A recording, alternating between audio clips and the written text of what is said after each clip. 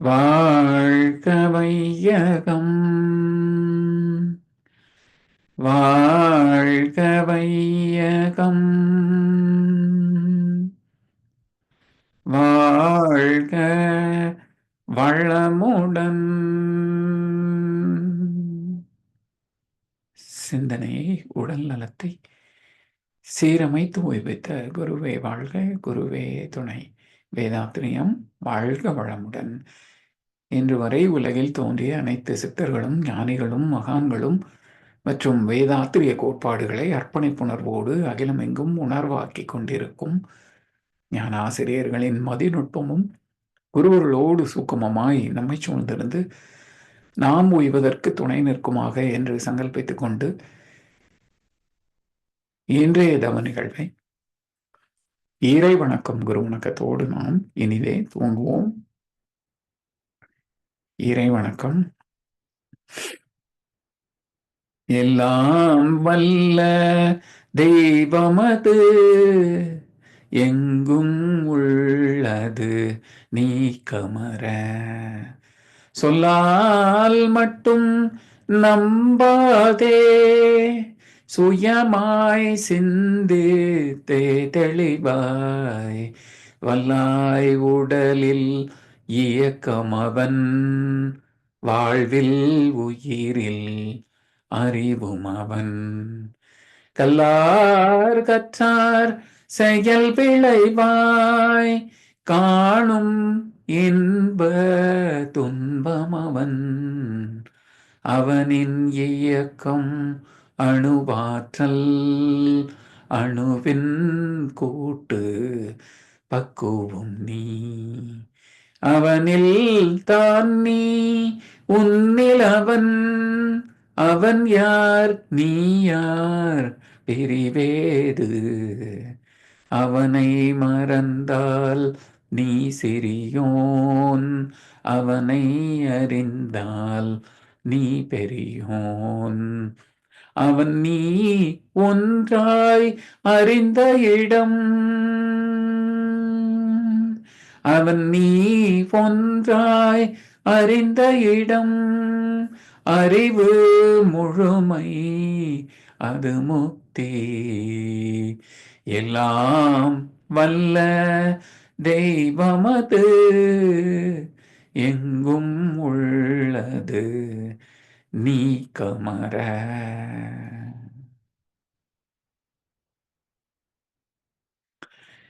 குரு வணக்கம் பாட அருள்நிதி முத்துச்சுடர்குடி வெங்கடேஸ்வரன் அம்மா அவர்கள். வாழ்க வளமுடன். வாழ்க வளமுடன்.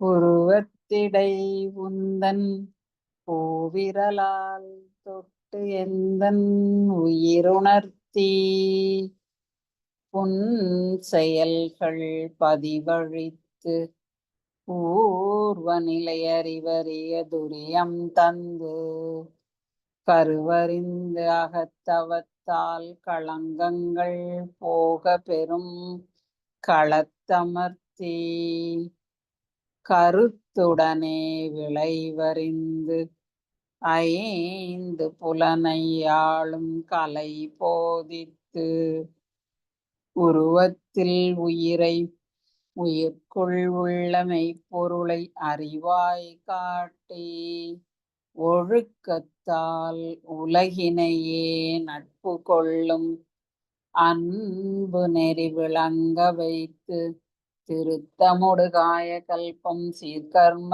யோகம் உடற்பயிற்சி தந்து, சிந்தனையை உடல் நலத்தை சீரமைத்து உய்வித்த குருவே வாழ்க. வாழ்க வளமுடன். குருவே துணை. வாழ்க வையகம், வாழ்க வையகம், வாழ்க வளமுடன். என்று நமக்காக அருமையான 9 மைய தவம் நடத்திய அருள்நெறி அருளையா அவர்களை வாழ்த்துவோம். அருள்நெறி அருளையா அவர்கள் வாழ்க வளமுடன். அவர்களின் அன்பு குடும்பம் வாழ்க வளமுடன். அவர்களின் உடல்நலம், பொருள் வளம், மனவளம் மற்றும் அவர்களின் ஆன்மீக தொண்டு வாழ்க வளமுடன், வாழ்க வளமுடன், வாழ்க வளமுடன். வாழ்க வளமுடன். தொடர்ந்து ஞானமும் வாழ்வும் தலைப்பில் நற்சிந்தனை, ஞானக்களஞ்சிய கவிகளுக்கு நற்சிந்தனை வழங்கி வந்து கொண்டிருக்கும் மூத்த பேராசிரியர் ஞானாசிரியர் அருள்நிதி பழனிசாமி வேலுசாமி ஐயா அவர்களை அன்போடு அழைத்தமைவோம். வாழ்க வளமுடன் ஐயா. வாழ்க வளமுடன் ஐயா. இன்றைய கவி அம்மா கொடுத்துட்டாங்களே. கொடுத்துருக்காங்க. ஆமா, இந்த நான் ஷேர் பண்ணிடுறேன் ஐயா.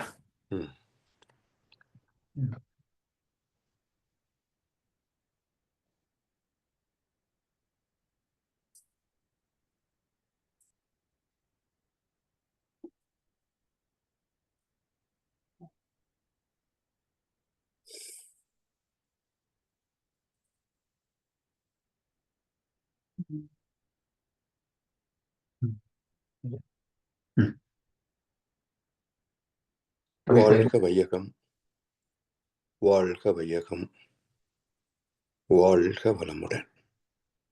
குரு வாழ்க, குருவே துணை. சான்றோர் பெருமக்களே, ஞானமும் வாழ்வும் இன்றைய சிந்தனைக்கான கவி இன்பம் துன்பம் என்ற தலைப்பிலே, இன்ப துன்பம் என்பது என்ன, இவை இரண்டும் எங்கிருந்து தோன்றுகின்றது என ஆராய்ந்தேன். இன்பமே இயற்கையிலே எதிலும் என்றும் எங்கும் நிறைந்துள்ளது அனுபவத்திற்கு. இன்பத்தின் அளவு முறை மாறும் போது ஏற்படும்போர் பொருத்தமில்லா உணர்ச்சியைதான் இன்பத்தின் மறு பெயராம் துன்பமாயும் இரண்டும் அறிவின் அலைகளாயும் கண்டேன். நேற்றைய கவியுடைய ஒரு தொடர்ச்சியாகவே இந்த கவி. நம்முடைய அனுபவங்களை 4 தொகுதிகளாக பிரித்து வைத்திருக்கின்றார்கள். இன்பம், துன்பம், அமைதி, பேரின்பம். இந்த 4 அனுபவங்களிலே பொதுவாக எல்லோரும் தூக்கின்ற நிலை இன்பம் அல்லது துன்பம். அமைதி என்பது அவ்வப்போது ஓய்விலே கிட்டலாம்.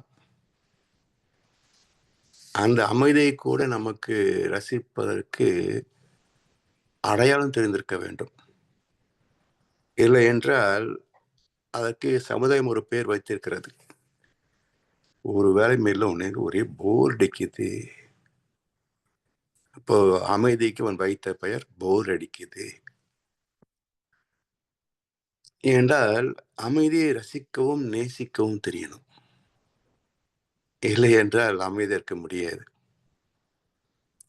இப்போ மன்றங்களிலே மாதத்துல ஒரு நாள் மௌனம் வைக்கிறாங்க. எத்தனை பேர் அதில் கலந்து கொள்றாங்க? இருக்கவே முடியல அப்படிம்பாங்க சில பேர். காரணம் என்னன்னா, எப்போதும் பரபர என்று ஓடிக்கொண்டிருக்கின்ற மனசை திடீரென்று நிறுத்தினா, வண்டியை 40-50 கிலோமீட்டர் ஓடுற வண்டியை சடன் பிரேக் போட்ட என்ன ஆகுமோ அந்த கதியாக தான் இருக்கும். ஸோ அமைதியை அடையாளம் காண வேண்டும், அதை நேசிக்கணும் முதல்ல. அப்பதான் அந்த வாய்ப்பு கிடைக்கின்ற போது அதை ரசிக்க முடியும். பேரின்பம் அது எத்தனை பேருக்கு கிடைச்சிருக்கும்? விரல் விட்டு எண்ணக்கூடிய வகையிலே தவம் பயிற்சி உள்ளவருக்கு மட்டுமே கிடைக்கும். பஜனை, பூஜை, புனஸ்காரம் அதிலெல்லாம் பேரின்பத்தை சந்திக்கவே முடியாது. இந்த 4 அனுபவங்களிலே நம்மை பெரிதும் பாதிப்பது என்றால் இன்ப துன்பங்கள் தான். அதிலே கூட துன்பத்தின் தாக்கமே அதிகமாக இருக்கும். இப்ப யாரை கேட்டு பாருங்க, வாழ்க்கையினுடைய அது ஏன் கேட்குறீங்க போங்க, படாது படுபட்டிருக்கேன், நான் இப்படாது படுபட்டிருக்கேன். நான் பட்ட அவஸ்தை யாரும் பட்டிருக்க மாட்டாங்க. என்றெல்லாம் தான் பேசுவாங்களே தவிர, அமைதியை நிறைய சந்தித்திருக்கிறேன். ஒன்றுமே இல்லாத இயல்பு நிலையை சந்தித்திருக்கிறேன். சில நாட்கள் இன்பம் சந்தித்திருக்கிறேன். எங்கோ 1, 2 துன்பங்கள் தான் வந்தது என்று யாரும் சொல்ல மாட்டாங்க. ஏன் என்றால், இன்பம் சார்ந்தவை அனைத்துமே புறம் சார்ந்தவை. மற்றவர்களோடு பகிர்ந்து கொள்ளக்கூடிய, கூடி மகிழக்கூடிய சந்தர்ப்பங்களாகத்தான் இருக்கும். இப்போ ஒரு கிரகப்பிரவேசம் பண்றோம், ஒரு பூஜை பண்ணுறோம், ஒரு திருமணம், ஏதோ ஒரு வைபோகங்கள் எல்லாம் இந்த மாதிரி மையமான நிகழ்ச்சிகள் தான், மகிழ்ச்சியான தருணங்கள். இப்போ எல்லாரையும் சேர்த்து கூப்பிட்டு உட்கார வச்சு எல்லாம் விருந்து பரிமாறி, ஆனால் நான் நாளைக்கு வருத்தப்பட போறேன், எல்லாரும் வாங்க வந்து கலந்துக்குங்க என்று யாரும் கூப்பிட மாட்டாங்க இல்லையா? அப்போ துன்பம் என்பது தனிமையில் தன்னுள் வருந்துகின்ற நிகழ்ச்சி. அதை வெளியே சொல்வது கூட பல சமயங்களில் சாத்தியம் இருக்காது. சொன்னாலும் வெட்கமடா, சொல்லாவிட்டால் துக்கமடா, அது மாதிரி இருக்கும். இது ஒவ்வொரு மனிதனுடைய வாழ்க்கையிலேயும் இந்த 1, 2 அனுபவங்களாக இருக்கும். சொல்லி அழுதால் தெரிந்துவிடும், சொல்லத்தானே வார்த்தையே இல்லை. எப்படி சொல்ல முடியும்? இது போன்ற மௌன அழுகைகள் 1, 2 இருக்கத்தான் செய்யும். அதனால் இது தனிமையில் தன்னுள் மட்டுமே நிகழ்வதனால் இதனுடைய தாக்கம் அதிகம். அது மட்டுமல்ல, திரும்ப திரும்ப இந்த நினைவுகளை நம்மை தாக்கி கொண்டிருக்கும். இப்போ எத்தனையோ நல்லா செய்திருப்பாங்க, அதையெல்லாம் நினைச்சு பார்க்கறதுக்கே மனசு இடம் கொடுக்காது. ஆனா ஒரே ஒரு செயல், ஒரு சுடு சொல் சொல்லியிருப்பாங்க, இப்படி சொல்லிட்டாங்க, அது வரைக்கும் செய்த எல்லாமே மறந்து போயிடும். அதுதான் நிற்கும். அதனால் mind it self is negative force. It cannot think positively என்பார் ஓஷோ. மனம் ஒரு சைத்தான் என்கிறது இஸ்லாமும் கிறிஸ்தவமும். சரி, இந்து தத்துவம் என்ன மனதை பாராட்டுகிறது என்று சொன்னா, அரக்கன், ராட்சசன், இங்க இது மாதிரி சொல்லுவாங்க. அப்போ இந்த மனம் என்பதே தீயதைத்தான் திரும்ப திரும்ப நினைக்கும், நல்லவற்றை நினைத்து பார்ப்பதே இல்லை. அதனால் அதனுடைய தாக்கம், அழுத்தம், திணிவு அதிகம். ஒரு வடு என்றே சொல்லுவார்களே, அது மாதிரி ஆறாத வடுவாக இருக்கும். ஆனா வாழ்க்கை இன்பத்தை தான் எல்லாரும் விரும்புகிறோம். யாரும் கடவுள்கிட்ட போய் கோடி வகை நோய் கொடையா, சாகும் வரை அழவிடையான்னு யாருமே கேட்க மாட்டோம். எல்லோருமே இன்பத்தை தான் நாடுகிறோம். பிறகு ஏன் இந்த துன்பம் வருகிறது, ஏன் அதில் சிக்குகிறோம் என்று ஒரு சிந்தனை வேணும். இது ஏன் இது ஒரு முக்கியமான தலைப்பு என்றால், இப்போ மருத்துவமனையில் சில சமயங்களில் ஒரு வார்டுலேருந்து இன்னொரு வார்டுக்கு எடுத்துகிட்டு போவாங்க, மொபைல் பெட்டு. அதில் அந்த பக்கம் இந்த பக்கம் டியூபு, குளுக்கோஸு, அது இதுன்னு எல்லாம் மூக்கில் ஒன்று, வாயில் ஒன்று, கையில் 2 இடத்துல 3 இடத்துல இன்ஜெக்ஷனு, குளுக்கோஸு, மருந்து, அதுங்கெல்லாம் வச்சுருப்பாங்க. இது எல்லாம் கழட்டிட்டா 5 நிமிஷம் செத்து போயிடுவான். இதெல்லாம் கழட்டிட்டா 5-10 நிமிஷத்துல செத்து போயிடுவான். சரி, இப்போ அந்த பேஷண்ட் இவ்வளோ கஷ்டப்படுறானே, ஏப்பா இவ்வளோ அவஸ்தப்படுறிய, போயிடுறியா, டாக்டர் சொல்லிடுறேன், ட்ரீட்மெண்ட் சொல்லிடலாம், போயிடுறியா, என்ன சாக சொல்றியா அப்படிமா. உறவு நட்பு என்ன சொல்லும், எவ்வளோ சொல்லணும் பரவாயில்ல டாக்டர், எப்படியாவது காப்பாத்துங்க. பிறர் நோய் தீர்க்கும் வைத்தியனும் தன் நோய் தீர்க்க மாட்டாமல் பாய் போட்டு தூங்குதம்மா, உயிரும் பேயோடு சேர்ந்ததம்மா என்பாரு கண்ணதாசன். அப்படி காப்பாற்ற முடிஞ்சுன்னா டாக்டர்ஸ் சாக மாட்டாங்கல்ல, இல்லையா? அப்ப எவ்வளவு நாள் வாழ்ந்தாலும் தள்ளி போடலாமே தவிர தவிர்க்க முடியாத நிகழ்வு மரணம். அது ஏன் ஒய் நாட் டுடே நினைக்க முடிய மாட்டேன்றது? என்னைக்கோ போக போகுது, ஏன் இன்னைக்கு போனா என்ன கெட்டு போச்சு? அதுவும் ஒரு 40-50 வயசுல கூட குடும்பம், கடமைகள் எல்லாம் நிறைய இருக்கும். சரி, நாம ஏர்னிங் மெம்பர், நாம் சம்பாதிச்சுதான் குடும்பத்தை காப்பாத்திட்டு இருக்கோம். ஒரு அக்கறை இருக்கிறது, பொறுப்புணர்ச்சி இருக்கிறது பாராட்டக்கூடிய விஷயம்தான். ஆனா என்ன மாதிரி ரிட்டையர் ஆகி 70-80 வயசுல உட்காந்துக்கிட்டு இன்னும் ஆசைப்பட்டு இருந்தா எப்படி? ஏன் போவதற்கு மனசு தயாராக இருப்பதில்லை என்றால், வள்ளுவர் சொல்லுவார், இந்த சூதாட்டம் இருக்கு பாருங்க, ஓரளவுக்கு ஜெயித்தவன் சரி இன்னைக்கு வசூல் போதும்பா, நாளைக்கு பார்த்துக்கலாம் என்று கிளம்புவதற்கு தயாராயிடுவான். ஆனால் தோற்றவனும் எந்திரிக்கவே மாட்டான். ரெஸ்ட் ரூம் போக மாட்டான், சாப்பிட போக மாட்டான், தூங்க மாட்டான். தொடர்ந்து ஆடிக்கொண்டிருக்கவே விரும்புவான். ஏன் என்றால், இந்த 2 காட்சியும் இணைக்கிறார் வள்ளுவர். இந்த மொபைல் பெட்ல போறான இவனையும் சூதாட்டத்தில் தோற்று போனவனையும் இணைத்து ஒரு தத்துவத்தை சொல்றார்.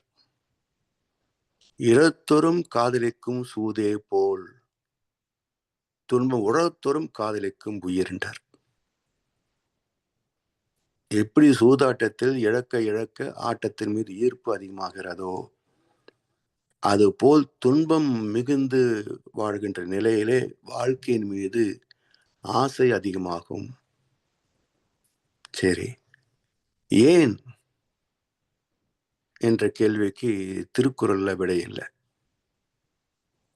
மகர்ஷி என்ன சொல்றாங்க அப்படின்னா, வாழ்க்கை என்பதே துன்பத்தை தவிர்த்து இன்பத்தை துய்த்து அமைதியை லயித்து பேரின்பத்தில் திளைப்பது. ஏன்னா இந்த உடல் என்பதை கட்டி கொண்டது ஆத்மா தானே. நம்ம கண்களுக்கு தெரிவது உடல் வாழ்கிறது என்றாலும் உடலை கொண்டு வாழ்வது ஆத்மா தான். இப்போ ஒரு திரைப்படம் பார்க்குறோம் தியேட்டர்ல, அந்த ஸ்கிரீன்லயா படம் இருக்குது? ப்ரொஜெக்டருக்குள்ள பிக்சர்ல தானே படம் இருக்குது. அதுபோல இந்த உடல் வாழ்வதாக நினைத்து கொண்டாலும் இந்த உடலுக்கு உட்பொருளாக உடல் மூலமாக வாழ்ந்து கொண்டிருப்பது ஆத்மா அனுபவங்கள். எனவே ஆத்மா வாழ்ந்து விட்டேன் என்ற நிறைவை நோக்கித்தான் இந்த உடலை நகர்த்தி கொண்டிருக்கிறது. நான் நிறைவாக வாழ்ந்து விட்டேன் என்ற ஒரு அத்தாட்சியை நோக்கித்தான் நகர்ந்து கொண்டிருக்கிறது. அப்போ ஆத்மா தன்னை அறியாத வரைக்கும் நான் நிறைவாக வாழ்ந்து விட்டேன் என்று சர்டிபிகேட் கொடுக்காது. அப்ப இன்பம் துன்பம் என்ற இரண்டிலேயே உழன்று கொண்டிருந்தால், பிறப்பு முதல் இறப்பு வரைக்கும் இந்த 2 அனுபவங்களில் மட்டுமே உழன்று கொண்டிருந்தால் பேரின்பத்தை சந்திப்பது எப்படி? பேரின்பத்தை துய்க்காமல் நான் நிறைவாக வாழ்ந்தேன் என்று சர்டிஃபை பண்ண முடியாது. ஆத்மா ஏற்றுக்கொள்ளாது. அப்ப அந்த ஆத்ம தரிசனம் பெறுகின்ற வரைக்கும் வாழ்க்கை குறை வாழ்க்கை தானே தவிர அது நிறை வாழ்க்கை அல்ல. அதனால் மீண்டும் தொடர்ந்து வாழவே விரும்புகிறது, மரணத்தை விரும்புவதில்லை. மரணத்தை விரும்புவதில்லை. எவ்வளவு வருஷம் ஆனாலும் சரி சாகவே விரும்பாது. எத்தனை நோய்கள், பிரச்சனைகள், வறுமை, கடன், பகை, எவ்வளவு கஷ்டப்படாலும் சரி அது சாக விரும்பாது. எனவே வாழ்க்கை முழுமையாக வாழ்ந்த ஒருவர் தான் மரணத்தை வரவேற்க முடியும், நேசிக்க முடியும். வாழ்க்கையில் குறைப்பட்ட ஒருவன் முடிவை வரவேற்க முடியாது, நேசிக்கவும் முடியாது. மகர்ஷி என்ன சொல்லுவாங்க தெரியுங்களா? பல சமயங்கள்ல மாலை நேரத்தில் அப்படியே அறிவுத்திருக்கரை சுற்றி ஒரு வாக்கிங் வருவார். அப்போ கூட எப்படியும் ஒரு 5-6 பேர் 10 பேர் இருப்போம். சாமி சொல்லுவாங்க, இன்னும் எத்தனை நாளைக்கு இந்த உடம்ப சுமந்துகிட்டு இருக்கிறதும்பார். எது சுமக்கிறது? ஆத்மா. இன்னும் எத்தனை நாளைக்கு இந்த உடம்ப சுமந்துட்டு இருக்கிறதும்பார். அப்போ வாழ்க்கையில் முழுமை பெற்று விட்டால் இந்த உடல் ஒரு சுமை. ஆத்மாவுக்கு இந்த உடல் ஒரு சுமை. சுமக்கிறதுக்கு யார் விரும்புவாங்க? இறக்கி வைக்கத்தான் விரும்புவோம். அதே போல ஈஸ்வரன் சொல்லுவார், அறிவற்ற சந்ததியே, இன்னும் எத்தனை காலத்திற்கு நான் உங்களோட இருப்பேன் என்ற ஒரு வசனம் பைபிள்ல வரும். அப்ப ஞானம் பெற்றவர்கள் இந்த வாழ்க்கை இருக்க விரும்புறதில்லை, எல்லாம் போகத்தான் விரும்புவாங்க. அதனால சமுதாய கடமைகளை ஏற்றுக்கொள்வது. சரி, பெற்ற ஞானம் யாருக்கா பயனாகுமே, மறுபடியும் 30 வருஷம் அனுபவப்பட்டு ஒரு தத்துவத்தை தெளிவாக விளக்க முடியக்கூடியவர் எத்தனை பேர்? அப்படின்ற அளவிலே வாழ்க்கை மீது ஒரு சின்ன பற்று வருமே தவிர, எனக்கு என்ன என்று பார்த்தா போனா போதும் தான் இருக்கும். எனவே இந்த இன்பம் துன்பம் என்பது மனம் சார்ந்த அனுபவங்கள், செயல் சார்ந்த அனுபவங்கள். செயல் செய்தால் தான் இன்பமோ துன்பமோ தூய்க்க முடியும், அனுபவிக்க முடியும். அமைதி பேரின்பம் என்பது செயலற்று இருப்பதன் விளைவு. அமைதியா இருக்கிறதுக்கு என்ன பண்ணணும்? ஒன்றும் பண்ண வேண்டிய, பேசாம உட்கார்ந்தா போதும். அப்ப அமைதி பேரின்பம் என்பது செயலற்று இருப்பதன் விளைவு.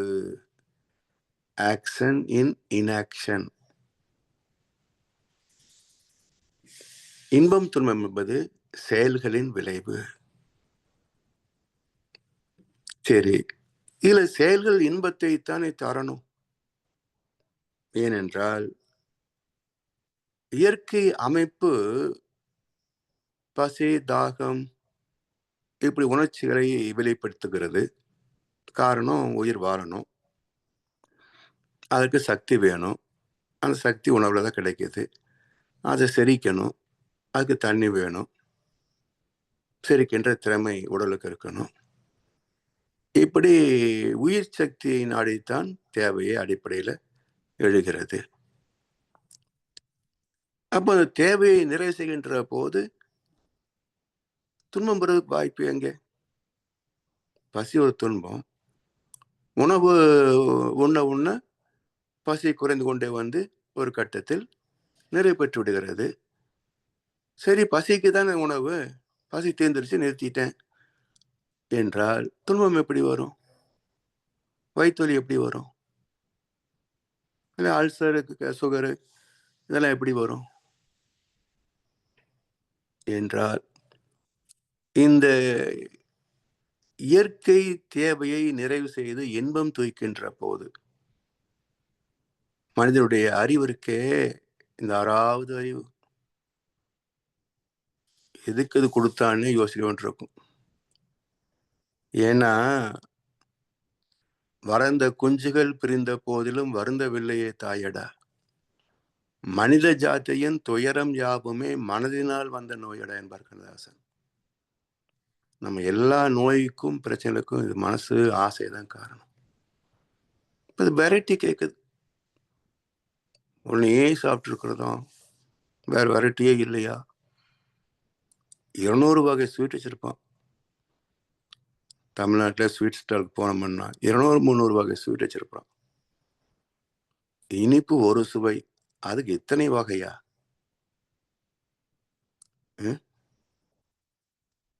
கண்ணதாசன் அழகா சொல்லுவார், எத்தனை கிண்ணத்தில் இட்டாலும் அது அத்தனை சுவை ஒன்றேதான்.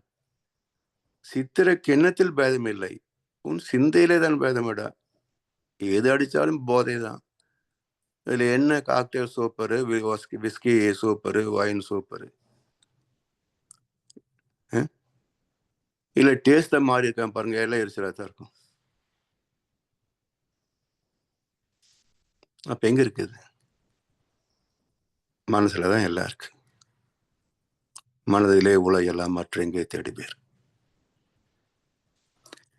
அதனால இந்த மனசு வெரைட்டிஸ் கேட்கிற போது, பிடித்ததை அளவுக்கு அதிகமாக கேட்கின்ற போது, இன்பத்தின் அளவு முறை மாறும் போது ஏற்படும் போர் பொருத்தமில்லா உணர்ச்சியேதான் இன்பத்தின் மறுபெயராம் துன்பமாயும் இரண்டும் அறிவின் அலைகளாயும் கண்டேன். அது எப்படி அறிவின் அலைகள்? சைவ சித்தாந்தத்துல சிவனுக்கு அன்பும் கருணையும் தானே எல்லா மதங்களும் சொல்லுகின்ற பண்புகள். இறைவன் அன்பும் கருணையும் நிறைந்தவன், வேற எந்த குணமும் கிடையாது. Attraction and repulsion force. இப்ப இந்த அன்பும் கருணையும் இருக்கின்ற போது துன்பம் எப்படி கொடுப்பான்? இறைவன் தண்டிக்கிறான், சோதிக்கிறான் எல்லாம் பக்த மார்க்கத்தில் சொல்லுவாங்க. இறைவனுக்கு வேற வேலை இல்லை, இவனை சோதிச்சு சர்டிஃபை பண்றதுதான் இறைவனுக்கு வேலையா?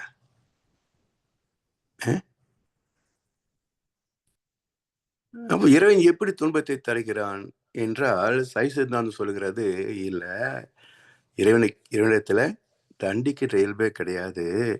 அவன் அன்பும் கருணை மிக்கவன் அல்லவா? அந்த கருணையில 2 இருக்குது அப்படிமா. அது என்ன கருணையில 2 இருக்குது? அறக்கருணை மரக்கருணை என்று 2ஆ பிரிக்கிறாங்க. அது என்ன என்றால், இப்போ ஒரு குழந்தை பிறந்திருக்குது, தாய்ப்பால் அருந்துகிறது, அதை ரசித்து சுவைத்து அருந்துகிறது. இப்போ ஏதோ காரணத்தினால உடல் உபாதை ஏற்பட்டு விட்டால் அம்மா என்ன செய்யறாங்க? சரியா பால் குடிக்க மாட்டேன்றது, ஆனா பசிக்கு அழுதுகிட்டே இருக்குது. இப்போ மருந்து கொடுத்து அதை சரி பண்ணணும். ஆனா குழந்தை மருந்தை ஏற்றுக்கொள்ளுமா? பால் அருந்துவதை போல மருந்தை ரசித்து அருந்த முடியுமா? அதோட சுவை முற்றிலும் வேறானது. இப்போ அது எனக்கு வேண்டாம் என்று அடம் பிடிக்கும். வற்புறுத்தி கையை கால் அமைக்க பிடிச்சி மூக்க பிடிச்சி போகிட்டுறாங்க இல்ல. இப்ப அந்த நேரத்துல அந்த குழந்தை பண்ற அவஸ்தையை பார்த்துக்கிட்டு, ஏம்மா அது இப்படி அவஸ்தைப்படுத்துற, அதான் வேண்டான்றதெல்லாம் விட்டுறேன் அப்படின்னு என்ன சொல்லுவாங்க அம்மா? விட்டுட்ட வியாதி எப்படி குணமாகும்? எப்படி சாப்பிடாம எப்படி உடம்பு வளரும்? சரி பண்ணத்தானே குழந்தை நல்லா இருக்கும்.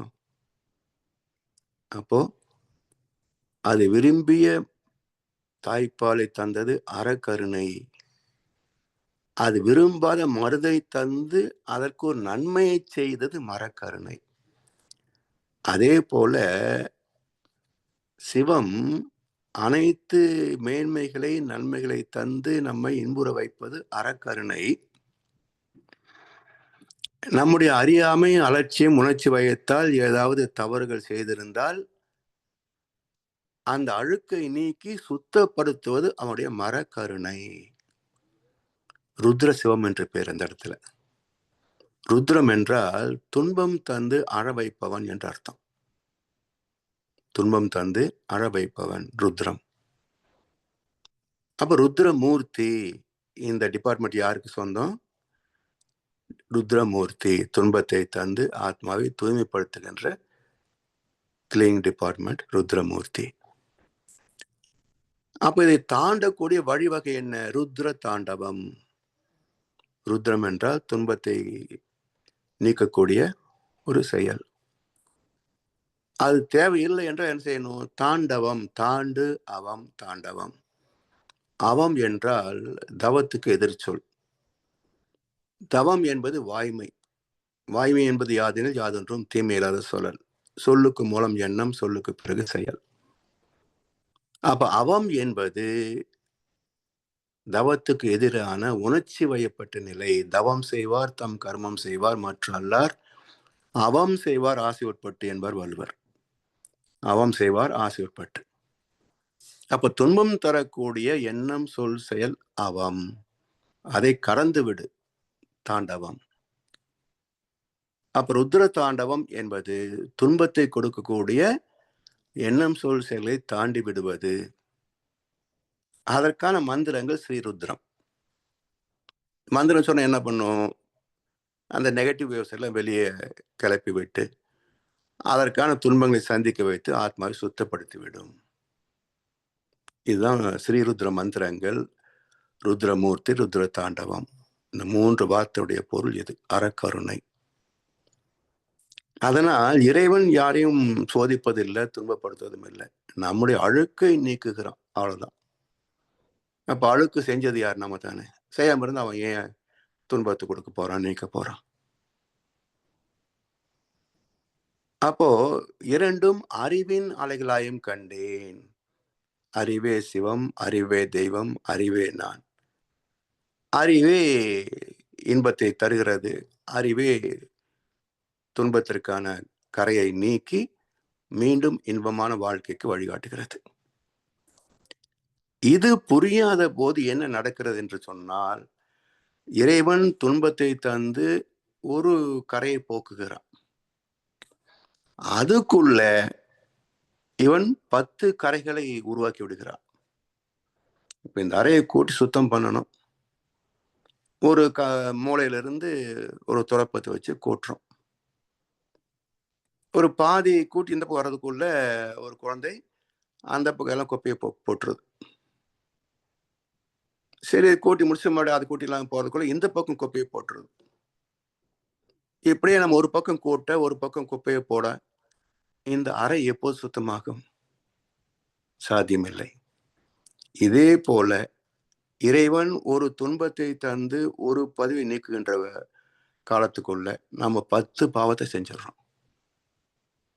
இப்ப இந்த ஆத்மா எப்படி சுத்தமாகும்? அப்ப துன்பத்தின் எண்ணிக்கை ஏன் அதிகரிக்கிறது என்றால், நம்முடைய வாழ்க்கையே பாவத்தை நோக்கித்தான் பயணிக்கிறது. அவங்கள பார்த்து, இவங்கள பார்த்து, அப்படி இருக்கணும், இப்படி இருக்கணும், அதுக்கு அதை பண்ணணும், இதை பண்ணணும், இல்லை தர்மம் பார்த்தா பழைக்க முடியுமா என்ற ஒரு சமாதானம் வேற. நியாய தர்மம்லாம் பார்த்தா சம்பாதிக்க முடியுமா என்று அதுக்கு ஒரு நியாயத்தை வேற போதிக்கிறோம். அப்ப துன்பம் எப்படி நீங்கும்? எனவே நலத்தின் கண் நாரின்மை தோன்றின் அவனை குலத்தின் கண் ஐயப்படும் என்று தீர்ப்பளித்தார் வள்ளுவர். ஒரு மனிதனுக்கு இயற்கையாக வர வேண்டிய இன்பங்கள் குறைபடுகிறது என்றால், சாமானியத்தான் சொல்றாங்க, இன்பமே இயற்கையிலே எங்கும் எதிலும் எப்போதும் நிறைந்துள்ளது அனுபவத்திற்கு. அப்படி எல்லா காலத்திலும் எதிலும் இன்பம் நிறைந்திருக்கிறது. பிறகு ஏன் அது குறைபடுகிறது? வள்ளுவர் சொல்றார், நலத்தின் கண் நாரின்மை தோன்றின். சுகம்தான் வாழ்க்கை. இது குறைபடுகிறது என்றால் காரணம் என்ன? அவனை குலத்தின் கண் ஐயப்படும். இவன் மட்டும் காரணம் அல்ல, இவன் பாரம்பரிய காரணம் அல்ல. 7 தலைமுறை அப்பப்ப செஞ்சுக்கிட்டே இருக்கக்கூடிய எல்லா பாவத்தின் தண்டனை துன்பமாக வரும். எனவே இன்ப துன்பம் அனுபவம் எல்லாத்துக்கும் இருக்குது. ஆனா ஏன் என்ற கேள்வியும் வருது. ஆனால் அதுக்கான விடையை தேடுவதிலே தான் தேக்கம். உடனே அதுக்குதான் இருக்காரு பூசாரி, அது ஒண்ணு இல்லைங்க, அம்மனுக்கு அபிஷேகம் பண்ணீங்கன்னா எல்லாம் சரியா போயிடும். அது போன வருஷம் கும்பாபிஷேகம் பண்ணல இல்லைங்களா, அதனால அம்மா நம்ம ஊரை சபிச்சுட்டான். அம்மனுக்கு அபிஷேகம் பண்ணோம்னா, கும்பாபிஷேகம் பண்ணோம்னா ஊர் மக்கள் எல்லாம் நலமா இருக்கும். ஜோசியரை பார்க்குறான், அது ஒன்றும் இல்லைங்க, இந்த சனி பயிற்சி நடந்தது இல்லை, அதனால் அந்த சனியம் பண்ணுற வேலை தான் இதெல்லாம். உடனே ஜெம்மாலஜி போனோம்னா, அது ஒன்றும் இல்லைங்க, இதெல்லாம் சரி பண்ணிடலாம், இந்த ஒவ்வொரு வரலுக்கு ஒவ்வொரு கல் மோதிரம் போட்டுருக்குங்க, எல்லாம் சரியாக போயிடும். இன்னொருத்திட்ட போனீங்கன்னா, இந்த ஆல்ஃபபெட் ஒன்று மாற்றுங்க, ஏ மாற்றுங்க, பி மாற்றுங்க, நம்பரை மாற்றுங்க, தலையிலத்தே மாறி போயிடும்.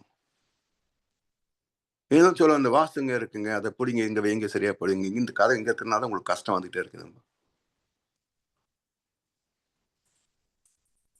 அப்போ இன்ப துன்பத்திற்கான காரணம் யாரும் தேடுவதில்லை.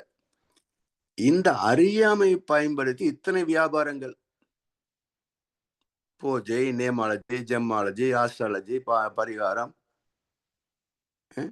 இவ்வளவு வந்தாச்சு. இல்ல யாருக்கு எப்படி துன்பம் தேர்ந்திருக்கு யாராவது சொல்ல முடியுமா?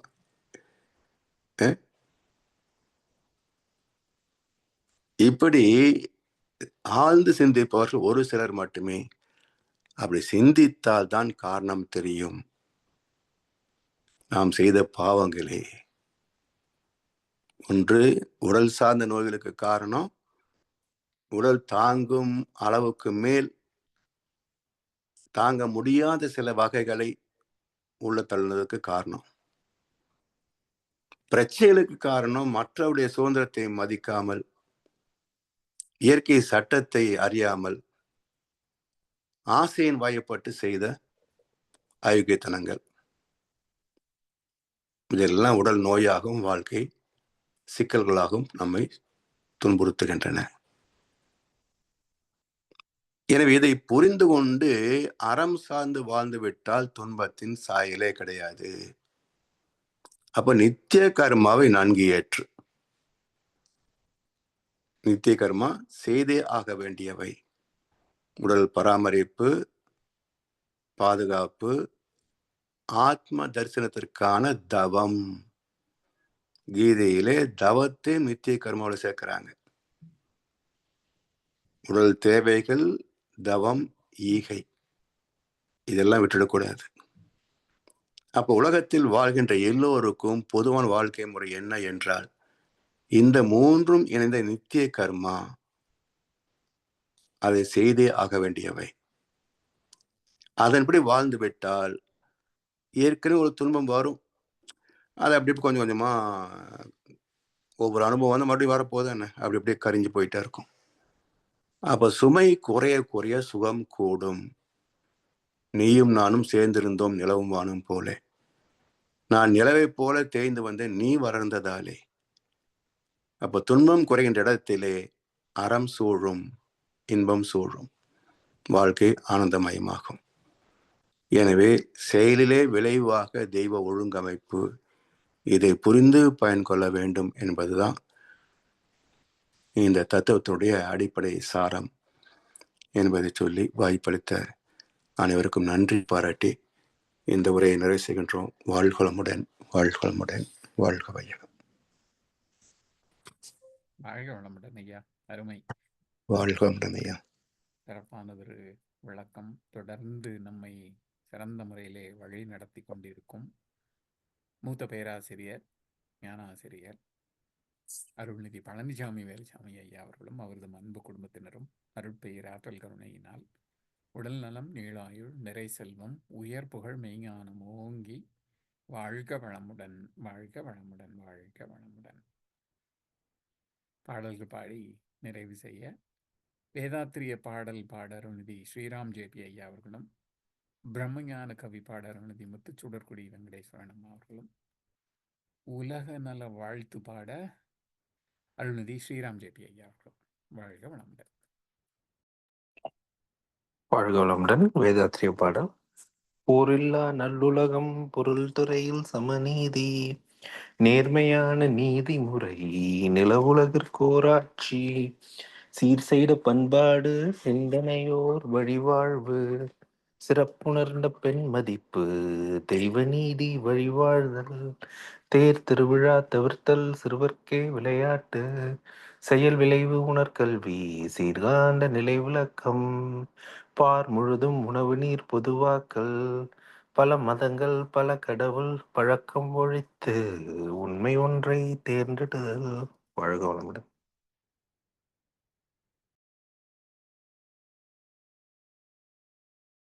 வாழ்க வளமுடன். பிரம்மஞான கவி. இறைவெளியே தன்னிருக்க சூழ்ந்தழுத்தும் ஆற்றல், இதன் திணிவு மடிப்பு விழ சுழலும் நுண் வெண்ணாம், நிறைவெளியில் வெண் சுழல நெருக்குகின்ற உரசல், நிலைவெளியில் எழுப்புகின்ற நேரலைகள் காந்தமாம், மறைபொருளாம் காந்தம் தன் மாத்திரைகள் ஐவகை மலைக்காதீர் விண்கூட்டம் மாபூதம் ஐந்துமாம் முறையாய காந்த அலை மனமாம் உயிர் உடல்களில் மதி உயர்ந்தி உண்மை பெற மா பிரம்ம ஞானமாம். வாழ்க வளமுடன்.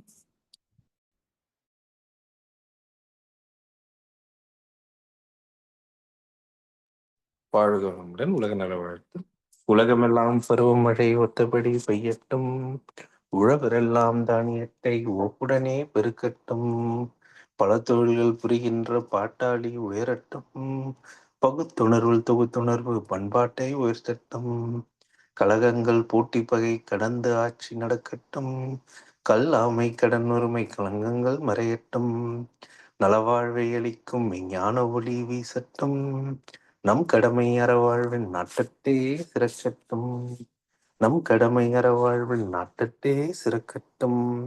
வாழ்க வையகம், வாழ்க வையகம், வாழ்க வளமுடன்.